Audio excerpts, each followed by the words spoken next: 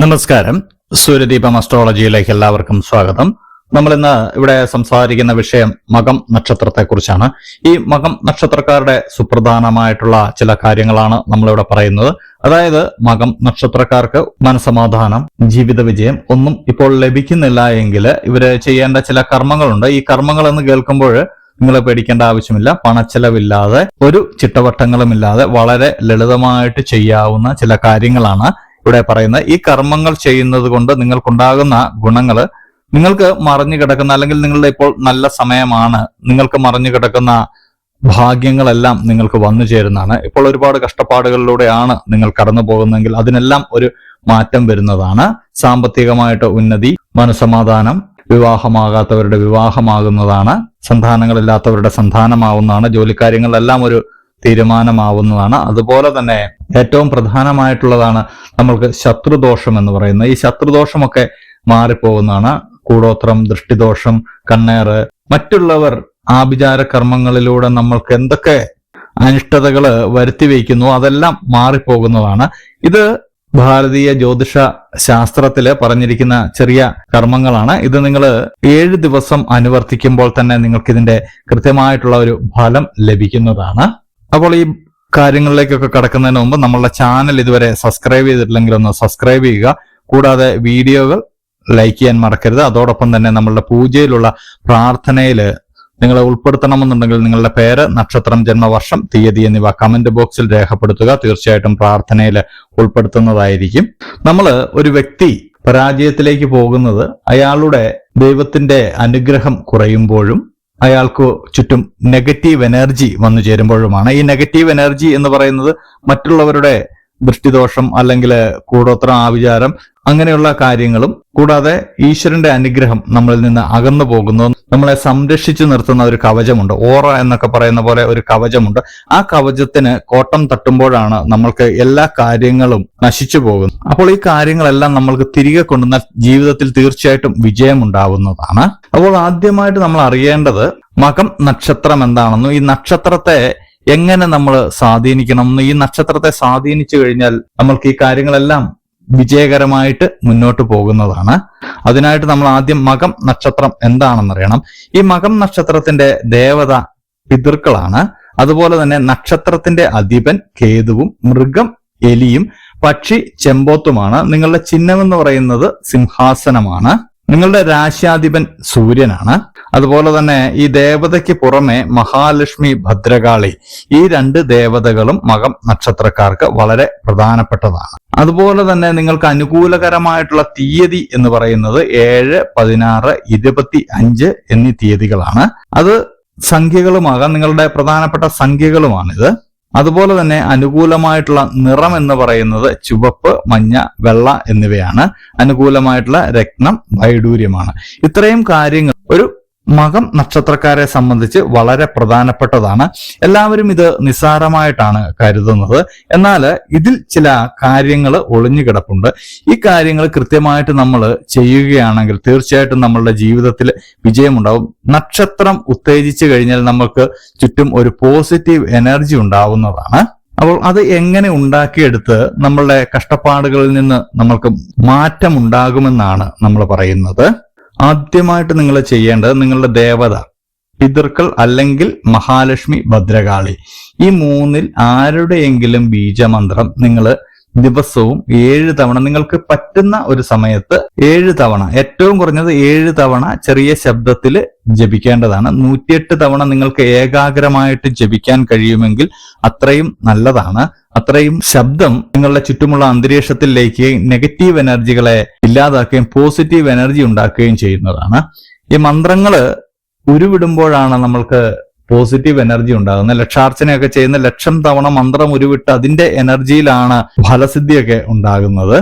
ഈ ശബ്ദത്തിന് ഭയങ്കര ഒരു വൈബ്രേഷൻ, അല്ലെങ്കിൽ നമ്മുടെ പ്രകൃതിയിൽ സൃഷ്ടിക്കാൻ കഴിയുന്ന ഒരു എനർജി ഭയങ്കരമാണ്. അങ്ങനെ ദേവതയുടെ ബീജമന്ത്രം നിങ്ങൾ ഉരുവിട്ടതിന് ശേഷം ആ സമയം തന്നെ നിങ്ങളുടെ നക്ഷത്ര അധിപനായിട്ടുള്ള കേതുവിന്റെ ബീജമന്ത്രവും നിങ്ങൾ 7 തവണ മുതൽ 108 തവണ വരെ ഉരുവിടുക. ഇത് നിങ്ങൾ ശ്രദ്ധിക്കേണ്ട ഒരു കാര്യം, ഈ സമയത്ത് മറ്റ് ചിന്തകളൊന്നും പാടില്ല. നിങ്ങൾക്ക് മനസ്സ് ഏറ്റവും ഏകാഗ്രമായിരിക്കുന്ന സമയത്ത് മാത്രം ചെയ്താൽ മതിയാകുന്നതാണ്. അതിന് ഇന്ന സമയമെന്ന് നിങ്ങൾ തിരഞ്ഞെടുക്കേണ്ടതില്ല.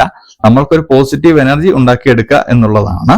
ഈ 2 മന്ത്രങ്ങൾ നിങ്ങൾ ഉരുവിട്ട് കഴിയുമ്പോൾ തന്നെ നിങ്ങൾക്കൊരു പോസിറ്റീവ് എനർജി ഓരോ ദിവസവും വർദ്ധിക്കുന്നതാണ്. നിങ്ങളിൽ ഉണ്ടായിരുന്ന നെഗറ്റീവ് എനർജികളുടെ ശക്തികൾ കുറയുകയും നിങ്ങൾക്ക് ഓരോ കാര്യങ്ങളും അനുകൂലമായിട്ട് വരികയും ചെയ്യുന്നതാണ്. അതുപോലെ തന്നെ നിങ്ങൾ ചെയ്യേണ്ട മറ്റൊരു കാര്യമുണ്ട്.